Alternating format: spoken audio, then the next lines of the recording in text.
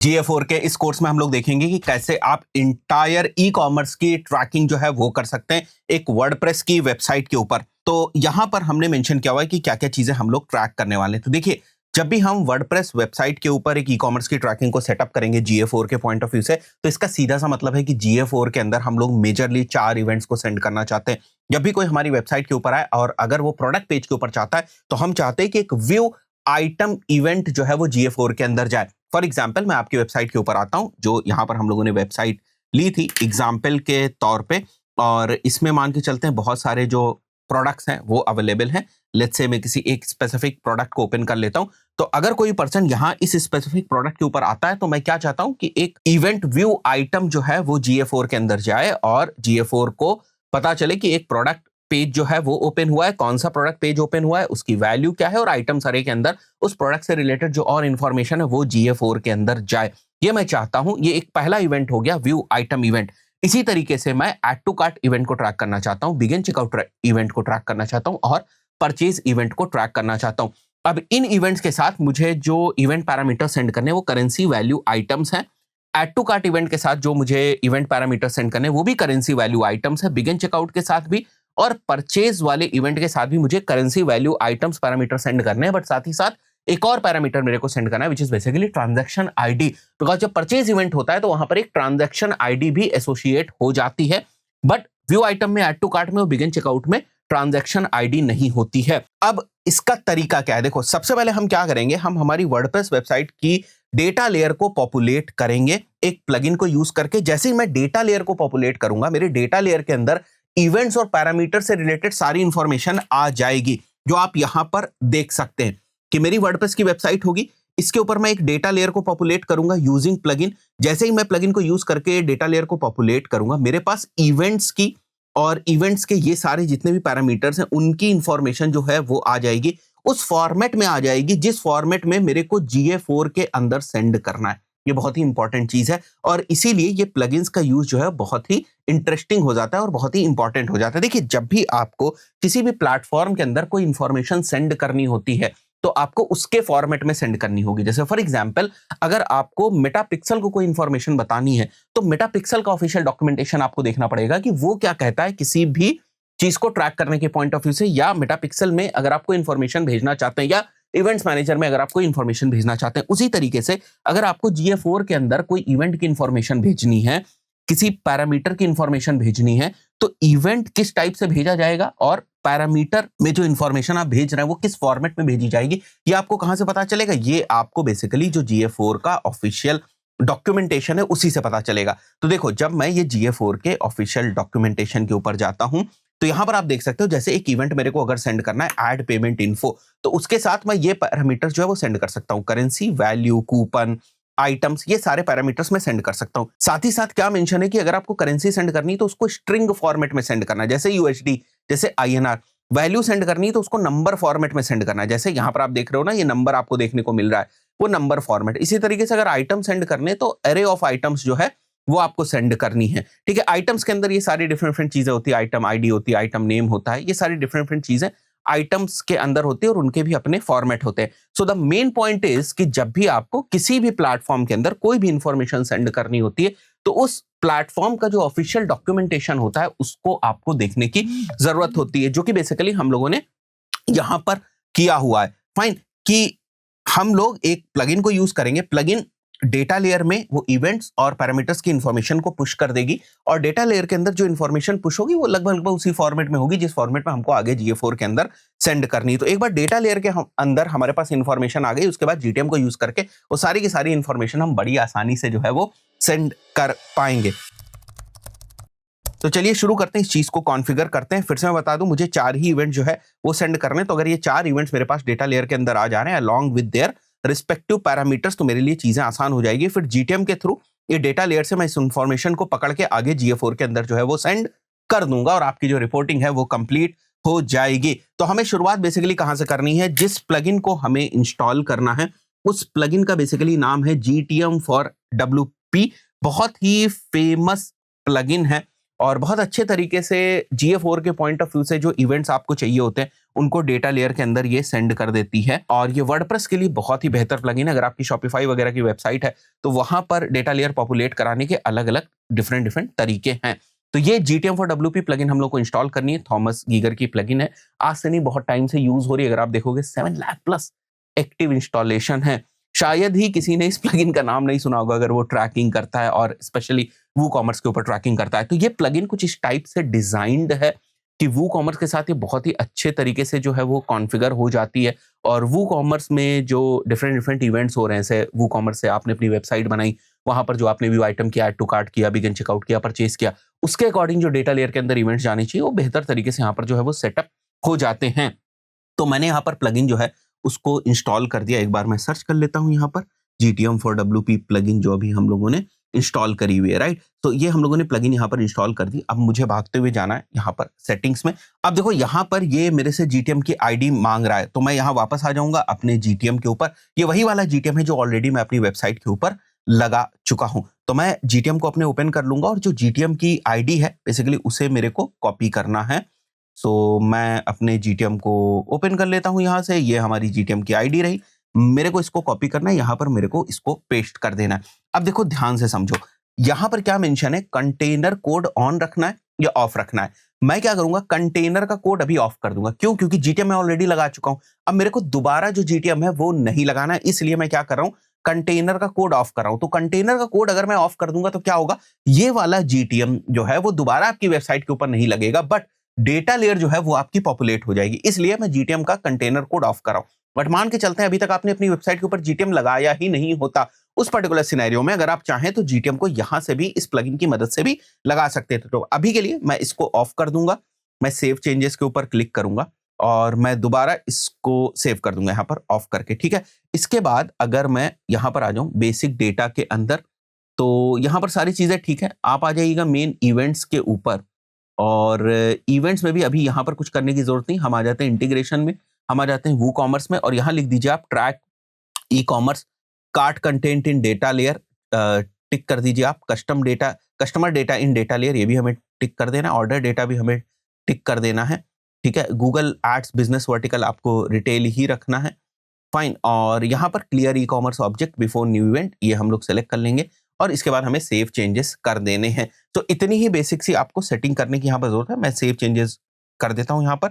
अब अगर मैं अपनी वेबसाइट के ऊपर वापस आऊं तो क्या मेरी वेबसाइट के ऊपर इस प्लगइन की वजह से डेटा लेयर पॉपुलेट हुई या नहीं, वो मेरे को चेक करना है। तो कुछ प्रॉब्लम ना हो इसलिए सबसे पहले ना मैं कुकीज को डिलीट कर देता हूं। उसके बाद मैं वापस इसको रिफ्रेश करूंगा, वापस इसको लोड करूंगा। और डेटा लेयर चेक करने के लिए आप इंस्पेक्ट पे जाइएगा, कंसोल पे जाइएगा, इसको मैं क्लीन कर देता हूं और मैं यहाँ टाइप करता हूँ डेटा लेयर।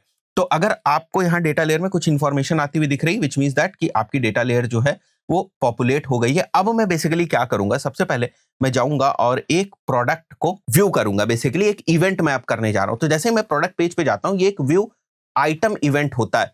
तो व्यू आइटम इवेंट हुआ तो क्या मेरी डेटा लेयर के अंदर ये इंफॉर्मेशन आई है या नहीं, ये मैं चेक कर सकता हूं। यहाँ पर मैं डेटा लेयर में वापस जाता हूं, मैं एंटर करता हूं और अब अगर आप देखेंगे तो एक इवेंट आपको देखने को मिल रहा है। यहाँ पर देखिए व्यू आइटम, ठीक है। एक इवेंट आपको देखने को मिल रहा है व्यू आइटम, ये वाला हमारा जो इवेंट है व्यू आइटम। और इसके साथ अगर आप देखेंगे तो यहाँ पर करेंसी भी आपको देखने को मिल रही है, यहाँ पर आइटम्स भी आपको देखने को मिल रहा है, ठीक है। साथ ही साथ अगर आप देखेंगे तो आइटम्स के साथ जो इन्फॉर्मेशन होनी चाहिए वो भी आपको देखने को मिल रही है और वैल्यू भी आपको देखने को मिल रहा है।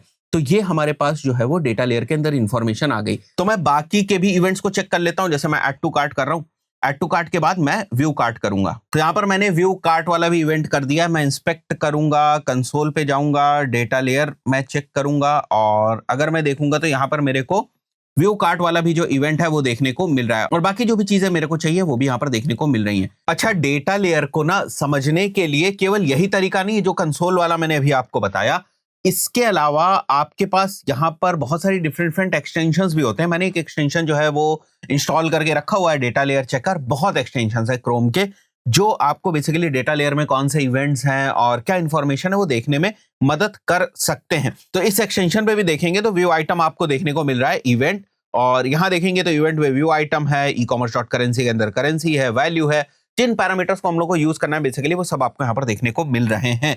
तो अब नेक्स्ट मैं यहाँ पर ऐड टू कार्ट के ऊपर आ जाऊंगा। ऐड टू कार्ट के बाद मैं बिगिन चेकआउट कर देता हूँ। ठीक है, ये सारे इवेंट्स हैं हमारे, view item, add to cart, begin checkout. अब देखिए वापस अगर आप यहाँ पर आकर देखेंगे तो बिगिन चेकआउट आपको देखने को मिल रहा है। इसके बाद यहाँ पर कुछ इंफॉर्मेशन जो है वो मेंशन्ड है, और मैं क्या करूंगा ना, इस बार ऑर्डर को प्लेस कर देता हूं सो दैट मुझे परचेज इवेंट भी देखने को मिल जाए। तो मैं प्लेस ऑर्डर जो है वो करूंगा, और जैसे ही मैं प्लेस ऑर्डर करता हूं, यहाँ पर देखो मेरे को परचेज इवेंट भी देखने को मिल जाएगा और बाकी सारी इंफॉर्मेशन भी देखने को मेरे को मिल रही है। इसी तरीके से अगर मैं यहाँ पर इंस्पेक्ट करके भी आपको कंसोल में जाकर दिखाऊं, और यहाँ मैं डेटा लेयर टाइप करता हूं, सो यहाँ पर भी मेरे को ना बेसिकली परचेज इवेंट जो है वो देखने को मिल जाएगा। ये देखिए यहाँ पर भी आपको परचेज इवेंट देखने को मिल रहा है, जो इन्फॉर्मेशन आपको चाहिए वो भी आपको देखने को यहाँ पर जो है वो मिल रही है, सारी की सारी इंफॉर्मेशन, राइट। सो अब हमें क्या करना है, क्योंकि डेटा लेयर में हमारे पास जो इवेंट्स है वो आ गए, अब हमें इन्हें ना GA4 में सेंड करना है। तो मैं क्या करूंगा, मैं GTM के ऊपर आ जाऊंगा, और GTM में आने के बाद मैं टैग्स के ऊपर जाऊंगा। बहुत ही ईजी है इस चीज को कॉन्फ़िगर करना, उतना कॉम्प्लिकेटेड नहीं है जितना इसको लोग समझते हैं। मैं न्यू के ऊपर जाऊंगा और यहाँ मैं टाइप करूंगा GA4, या मैं इवेंट टाइप कर देता हूँ इस तरीके से, इवेंट GA4। आप अपने अकॉर्डिंग जो है नाम वगैरह रख सकते हैं, और मैं यहाँ मेंशन कर दूंगा व्यू आइटम, टैग कॉन्फ़िगरेशन में जाएंगे। यहाँ देखिए गूगल एनालिटिक्स है, GA4 इवेंट सेलेक्ट कर लिया। यहाँ मैं हमारी जो GA4 की आईडी है वो सेलेक्ट कर लूंगा। अब इवेंट का नाम ना गलत नहीं होना चाहिए, बिल्कुल आपको ऐसे ही रखना है, जैसे व्यू आइटम हो गया इसी तरीके से रखना है। और यहाँ पर मेरे को 3 चीजें सेंड करनी है। एक तो मेरे को वैल्यू सेंड करनी है, एक मेरे को आइटम सेंड करना है, और एक मेरे को करेंसी जो है वो सेंड करना है। अब इसकी वैल्यू ना मैं डायनेमिकली उठाऊंगा, तो मैं प्लस के ऊपर जाऊंगा और यहाँ मैं लिख देता हूँ DLV currency. Okay, data layer variable से बेसिकली मेरे को करेंसी जो है वो उठानी है, और यहाँ से मैं सेलेक्ट कर लूंगा डेटा लेयर वेरिएबल। और इसको कैसे उठाते हैं, e-commerce डॉट करेंसी, इस टाइप से जो है वो इसको उठाते हैं, जैसे आप यहाँ पर भी देख सकते हैं। ओके, यहाँ पर अगर मैं आपको दिखाऊं तो e-commerce डॉट करेंसी। इसी तरीके से ट्रांजैक्शन आईडी अगर हमें उठानी है तो e-commerce dot transaction ID. Value अगर मेरे को उठानी है तो e-commerce डॉट वैल्यू। इसी तरीके से आइटम्स मेरे को उठाना है तो e-commerce डॉट आइटम्स। बात समझ में आ रही, इस टाइप से आपको उठाना है। सो यहाँ पर वैल्यू हो गया, यहाँ पर आइटम्स के लिए मैं क्या करूंगा, देखो करेंसी वाला मैंने उठाया था, इसी को मैं ना कॉपी कर देता हूँ, बिकॉज मेरे को बस एक ही चीज चेंज करनी। तो मैं यहाँ से इसको कॉपी कर रहा हूँ, और यहाँ मैं करेंसी की जगह यहाँ मैं मेंशन कर दूंगा आइटम्स, और यहाँ मैं मेंशन कर दूंगा e-commerce डॉट आइटम्स, और फिर से मैं इसको सेव कर दूंगा। और उसके बाद तीसरा जो है e-commerce डॉट करेंसी आइटम्स, और तीसरा जो है हमारा वो वैल्यू है। ओके, सो मैं फिर से कॉपी करूंगा यहाँ पर, और यहाँ पर मैं इसको मेंशन करने वाला हूँ वैल्यू, और यहाँ पर भी मेंशन करूंगा मैं वैल्यू। ओके, परफेक्ट है, ये वैल्यू मेंशन कर दिया। और उसके बाद ट्रांजैक्शन आईडी भी है तो उसको भी मैं ले लूंगा, एक बार में सारी चीजें जो है वो आ जाएंगी। यहाँ पर देखिए आपको इस टाइप से जो है वो ट्रांजैक्शन आईडी उठानी, बहुत ही सिंपल है। ठीक है, लोगों को पता नहीं होता इसलिए लगता है कि इतना कॉम्प्लिकेटेड है, पता नहीं क्या ही ट्रैकिंग में हो रहा है। अगर आपके कॉन्सेप्ट क्लियर है ना तो बिल्कुल भी कॉम्प्लिकेटेड नहीं है। यहाँ पर मेरे को जो है वो ट्रांजैक्शन आईडी डालनी है, मैं इस टाइप से मेंशन कर दूंगा। देखो यहाँ गलती मत करिएगा, यहाँ भले आप ट्रांजैक्शन आईडी भी लिख रहे हैं, कुछ भी लिख रहे हैं, उससे फर्क नहीं पड़ता, बिकॉज ये आपका जो वेरिएबल है उसका नाम है, बट यहाँ वो डेटा लेयर के अंदर जो वेरिएबल है वो होना चाहिए। ठीक है, सो मैंने इसको सेलेक्ट कर लिया यहाँ पर, और आइटम्स मैं उठा लेता हूँ यहाँ पर। ओके, प्लस करेंगे, आइटम्स उठा लेंगे, और करेंसी हम लोग उठा लेंगे यहाँ से। ठीक है, करेंसी मैंने उठा लिया। और कब इसको ट्रिगर करना है, जब मेरी डेटा लेयर में एक कस्टम इवेंट आता है जिसका नाम है व्यू आइटम। ठीक है, जब भी हमारी डेटा लेयर में एक कस्टम इवेंट व्यू आइटम आएगा तब हमें इस वाले टैग को फायर करना है। तो कस्टम इवेंट हो गया, और यहाँ हमें व्यू आइटम लिखना है। ठीक है, ये हो गया व्यू आइटम। अभी आपको समझ में आ जाएगा, और बहुत ही ईजी है, मैं भी कॉपी कर करके जो है ना वो आप लोगों को सिखा दूंगा। यहाँ पर हम लोग इसको सेव कर देते हैं। सो अब हमें प्रीव्यू करना है बेसिकली, तो मैं तुरंत का तुरंत प्रीव्यू करूंगा, और यहाँ भी हम लोग इसको रिफ्रेश कर देंगे। सो प्रीव्यू करने में मैं अपनी जो वेबसाइट है उसको यहाँ पर मेंशन कर देता हूँ। मैं इस वाली वेबसाइट को ओपन करूंगा, होम पेज बेसिकली हम लोग जो है वो ओपन कर रहे हैं। तो ये हमारा होम पेज ओपन हो गया, ये टैग असिस्टेंट कनेक्टेड हो गया। वापस आते हैं, अभी अगर आप देखोगे तो हमारा होम पेज ओपन हुआ है, और उसके हिसाब से जो GA4 के अंदर पेज व्यू इवेंट जाना चाहिए था वो हमारा जा रहा है, जो हम लोगों ने पहले बनाया था। अगर आप इसको रिफ्रेश करेंगे थोड़े टाइम में आपको यहाँ पर जो है वो इवेंट देखने को मिल जाएगा। ठीक है, थोड़ा सा टाइम लगता है जब डिबग व्यू में आप होते हैं, बट आपको यहाँ पर जो है वो देखने को मिल जाएगा। तो यहाँ से पेज व्यू जो इवेंट है वो हमारा सेंड हो रहा है, टैग्स के ऊपर जाएंगे तो कोई भी प्रॉब्लम नहीं है। अब मैं व्यू आइटम वाला पेज ओपन करता हूं, ठीक है, प्रोडक्ट में गया, मैं इस वाले पेज को ओपन करता हूं, तो इस पर्टिकुलर सिनेरियो में क्या होगा, ठीक है, व्यू आइटम इवेंट जो है वो डेटा लेयर में जैसे ही आएगा तो मेरा एक GA4 का टैग फायर हो रहा है जो कि बेसिकली व्यू आइटम इवेंट को इन सारी चीजों के साथ सेंड कर रहा है GA4 के अंदर। तो अब अगर आप यहां पर वापस आएंगे, ओके, परफेक्ट है, तो अभी थोड़ी देर में आपको यहाँ पर व्यू आइटम इवेंट जो है वो देखने को मिल जाएगा। जैसे मैंने यहाँ पर अभी इसको रिफ्रेश किया है तो आप देखो ये व्यू आइटम इवेंट मेरे को देखने को मिल रहा है, और जो करेंसी मैंने सेंड करी थी वो है यहाँ पर, ठीक है, पेज टाइटल है, वैल्यू जो है वो आपको यहाँ पर देखने को मिल जाएगी। अच्छा, वैल्यू में मैंने करेंसी सेंड कर दी थी, और करेंसी के अंदर करेंसी, अच्छा, वैल्यू में भी मैंने करेंसी सेंड कर दी थी। अब देखो यहाँ पर गलती हो गई होगी, मैं व्यू आइटम में जाता हूँ, छोटी सी यहाँ पर मिस्टेक हो गई है आई बिलीव, ठीक है, करेंसी देखो, करेंसी सेंड कर दी ना मैंने, वैल्यू में बेसिकली मेरे को वैल्यू सेंड करना था, तो एक छोटी सी मिस्टेक है, ठीक है, और पकड़ में भी आ जाती मिस्टेक, नॉट लाइक दैट की गलतियां पकड़ में नहीं आएंगी आपके। मैं वापस ना इसको लीव कर देता हूं, इसको भी लीव कर देता हूं, और फिर से हम लोग करते हैं एक बार के लिए, सो दैट पूरी प्रोसेस आपको देखने को मिल जाएगी, ठीक है। ये मैं GA4 यहाँ ले आता हूँ और इसको मैं रिफ्रेश कर दूंगा, वापस हम लोग होम पेज ओपन करेंगे और इसके बाद वापस हम लोग प्रोडक्ट पेज जो है वो ओपन करेंगे। तो यहाँ पर मैंने होम पेज ओपन किया, अब मैं प्रोडक्ट पेज को ओपन करता हूँ। जैसे मैं प्रोडक्ट पेज को ओपन करूंगा, यहाँ आप देखो व्यू आइटम जो इवेंट है वो आया है, उसके ऊपर एक टैग फायर हुआ है। अच्छा, यहाँ देखो व्यू आइटम लिस्ट भी इवेंट आपको देखने को मिल रहा है, यहाँ कोई टैग नहीं है। अब ये जो व्यू आइटम लिस्ट है ना, वो इसलिए फायर होता है बिकॉज यहाँ नीचे भी 2 प्रोडक्ट्स लोड हो रहा है। तो जो हम लोगों ने डेटा लेयर के लिए प्लगइन को इंस्टॉल किया है, उसकी वजह से ये व्यू आइटम लिस्ट इवेंट भी डेटा लेयर के अंदर हम लोगों के आ रहा है, बट डेटा लेयर के अंदर इवेंट आ रहा है, इसको कंडीशन बनाकर हम लोगों ने कोई टैग जो है वो फायर नहीं किया है। व्यू आइटम लिस्ट इवेंट की बात करो, बट व्यू आइटम के बेसिस पे हम लोगों ने टैग को फायर किया है।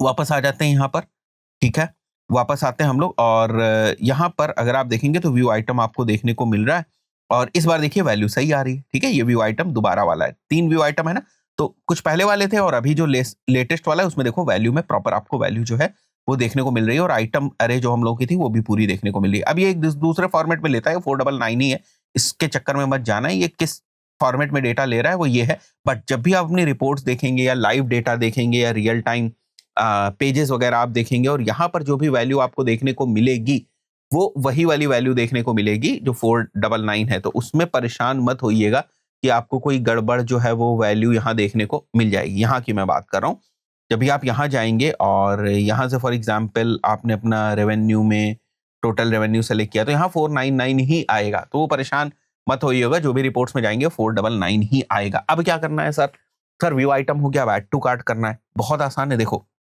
ऐड टू कार्ट के लिए जब भी आप ऐड टू कार्ट करेंगे, ठीक है, तो डेटा लेयर में अगर ऐड टू कार्ट का इवेंट आ रहा है, ये देखो डेटा लेयर में ऐड टू कार्ट का इवेंट आ रहा है, तो इसी को हम लोग कंडीशन बनाएंगे कि जब भी हमारे डेटा लेयर के अंदर ऐड टू कार्ट का इवेंट आए तो उस इवेंट के ऊपर GA4 के अंदर एक इवेंट सेंड कर दो कि ऐड टू कार्ट हुआ। देखो वही तो करने वाले हैं, तो ये व्यू आइटम हम लोगों ने बनाया था। मैं क्या करता हूं, तुरंत के तुरंत आप लोगों के सामने इसको मैं क्या करूंगा, कॉपी कर देता हूं, ठीक है, ये इवेंट हो गया, GA4 हो गया, और यहां मैं नाम रख देता हूं ऐड टू कार्ट, ठीक है। मैं कॉपी करके इसलिए आपको बता रहा हूँ, स्क्रैच से बता सकता हूँ, सो दैट ये चीजें भी आपको पता हो कि आपको थोड़ा सा फास्ट काम करना आना चाहिए। यहां मैं लिख दूंगा ऐड टू कार्ट। अब ऐड टू कार्ट के साथ भी मुझे यही तीनों चीजें भेजनी होती हैं, बट यहां पर मेरे को कंडीशन बदलनी पड़ती है, व्यू आइटम पे नहीं भेजना है। जब भी डेटा लेयर के अंदर कस्टम इवेंट हमारा कौन सा है, ऐड टू कार्ट आए, जब भी डेटा लेयर के अंदर हमारा custom event add to cart आए तब हमें ये करना है, ठीक है।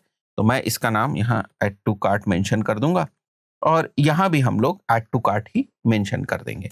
परफेक्ट है, ये हो गया हमारा add to cart. Okay, save कर देते हैं हम लोग। सो हम बात कर रहे हैं इस वाले डेटा लेयर के अंदर जो इवेंट आया है ऐड टू कार्ट। अब ऐड टू कार्ट के साथ ही व्यू कार्ट भी हो गया है, ठीक है, बट एक बार के लिए फॉर एग्जांपल हम व्यू कार्ट पे नहीं करना चाहते हैं तो आप इग्नोर कर दें, बट अगर आप करना चाहते हैं तो व्यू कार्ट के लिए बना लें।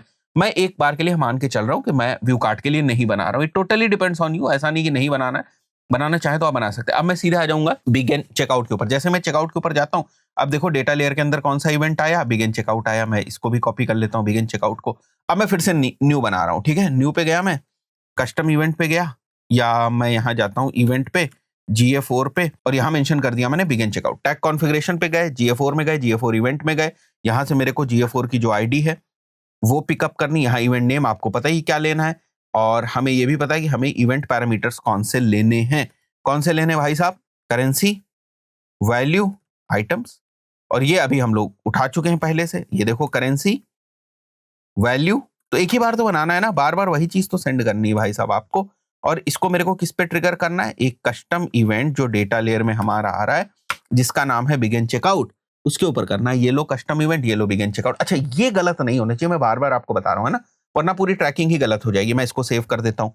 इस बार मैं फिर से न्यू बनाऊंगा। इस बार मेरा लास्ट इवेंट बचा हुआ है, इवेंट कौन सा, GA4 का परचेज। ये इवेंट जो है वो मेरा बचा हुआ है। मैं इसको फिर से कॉपी करूंगा, टैग कॉन्फ़िगरेशन में जाऊंगा, GA4 में जाऊंगा, मेजरमेंट आईडी, मतलब इस वाले GA4 को ये इवेंट भेजो।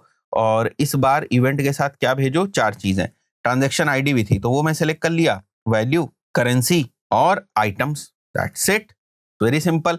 और ट्रांजैक्शन आईडी भी तो अभी हम लोगों ने बनाया था तो वो उठा लेते हैं, वैल्यू उठा लेते हैं यहाँ से डायनेमिकली, करेंसी उठा लेते हैं और इसके बाद हम लोग ले लेंगे आइटम्स। ओके, आइटम्स ले लिया।